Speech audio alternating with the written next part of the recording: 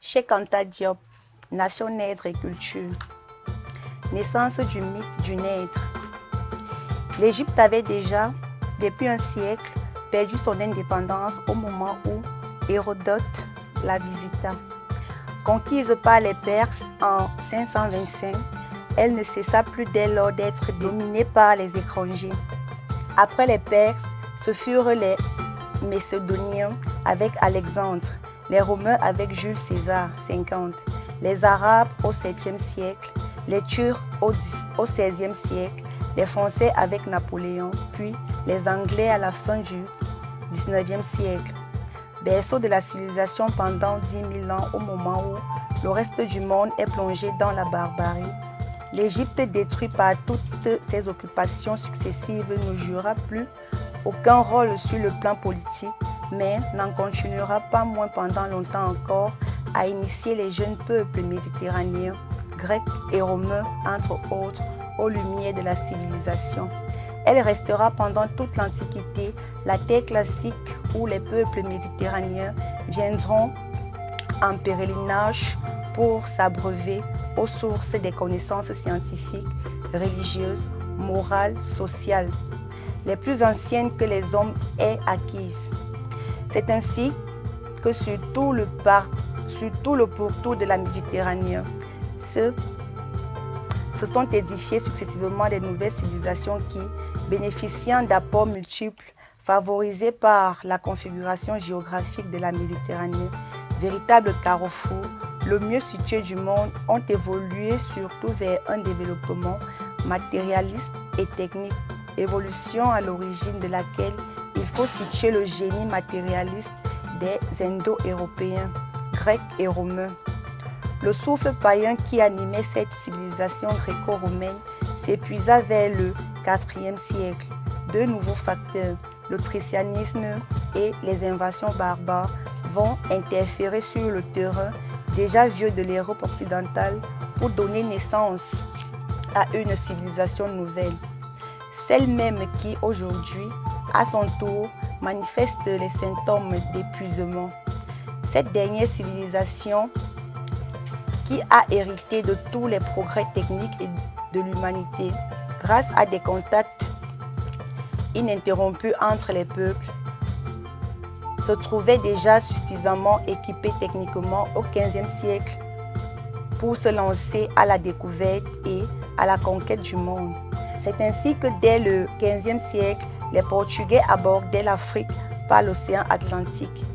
Ils établirent les premiers contacts modernes, désormais ininterrompus avec l'Occident. Qu'ont-ils trouvé à cette autre extrémité de l'Afrique? Quelles étaient les populations rencontrées? Étaient-elles là de toute antiquité ou venaient-elles d'immigrer? Quel était leur niveau culturel, le degré de leur organisation sociale et politique? En un mot, leur état de civilisation. Quelle impression pouvaient-ils garder de ces populations? Quelle idée pouvaient-ils se faire de leur capacité intellectuelle et de leur aptitude technique? Quelle sera la nature des rapports sociaux qui vont désormais exister entre l'Europe et l'Afrique? Dans quel sens ceux-ci ont-ils évolué constamment? La réponse à ces questions donnera l'explication totale à la légende actuelle du Nègre primitif. Pour répondre à ces différentes questions, il est indispensable de se reporter à l'Égypte au moment où elle tombe sous le joug des étrangers. La répartition des Nègres sur le continent africain aurait connu deux phases principales. On admet communément qu'aux environs de 7000, le dessèchement du Sahara était achevé. L'Afrique équatoriale était encore probablement une zone de forêt trop dense pour attirer les hommes.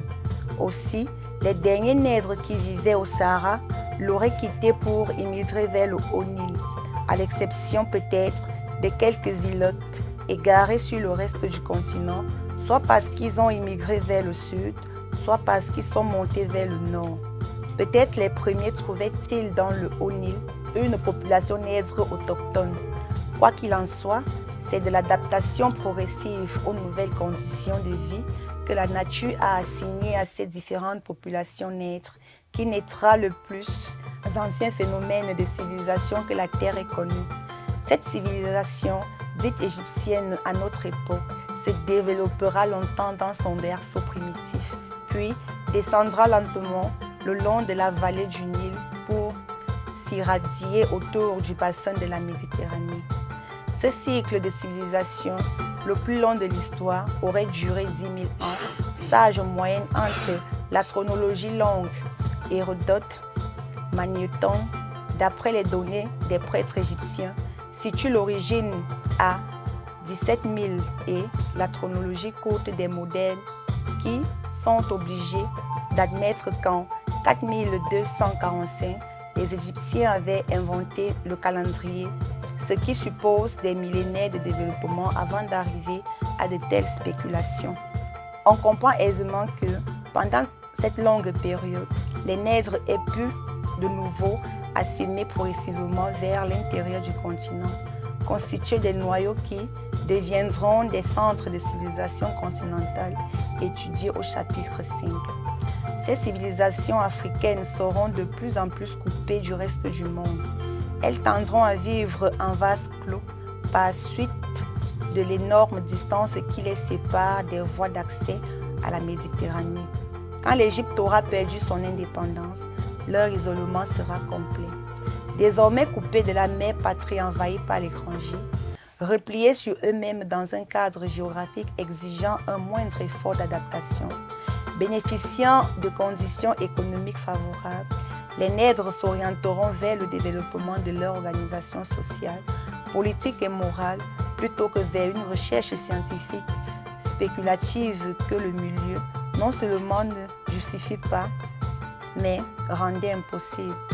Autant l'adaptation dans l'étroite vallée fertile du Nil exigeait une technique savante d'irrigation et de digues, les calculs précis pour prévoir les crues du Nil et en détruire les conséquences économiques et sociales, autant il était nécessaire matériellement d'inventer la géométrie pour délimiter les propriétés après les crues du Nil qui en effaçait les limites et départageait ainsi les cohabitants. Autant le terrain en longue bande plate exigeait les transformations de la houe paléonégritique en charrue, tirée d'abord par les hommes, puis par les animaux.